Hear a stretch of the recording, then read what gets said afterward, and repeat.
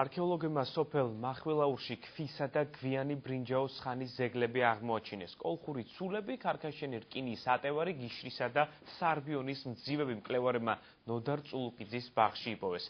თემას მახვილაურიდან ქეთი არჯევანიძე განაგრძობს. ქეთი, გისმენთ. უნიკალური აღმოჩენა სოფელ მახვილაურში არქეოლოგებმა ძველი წელთაღრიცხვის მე-7 საუკუნის სამარხი ისტორიული ნივთებით იპოვეს. ნოდარ წულუკიძის საკარმი და მონაკვეთში ექსპედიციები რამდენიმე წლის განმავლობაში მიმდინარეობდა.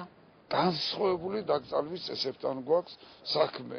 უკვე ჩანს, რომ კოლხეთის საზოგადოება მომზადებული არის კლასობრივ საზოგადოებაზე გადასვლისათვის, სახელმწიფოს წარმოშობისათვის. თითოეულ სამარხში 7 მეტი ჭურჭელია ჩახელებული, კოლხური ცულები, ბრინჯაოსი, შესანიშნავი სამკაულები გაპრიალებული.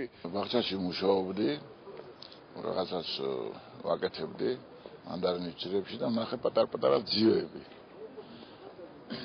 და მაინტერესა, ამერან კახიზე ჩაუტანე, ვაჩვენე და ამის შემდეგ დაიწყო გათხრები და როგორ თქვენ ხედავთ, ძალიან საინტერესო რაღაცები აღმოჩნდა 2800 წლის წინამდელი. სოფელი მახვილაური ისტორიული აღმოჩენების კერა არაერთხელ ყოფილა, სწორედ ამიტომ აჭარის კულტურული მემკვიდრეობის დაცვის სააგენტო სამომავლოდ არქეოლოგიური ექსპედიციების დაფინანსებას აპირებს.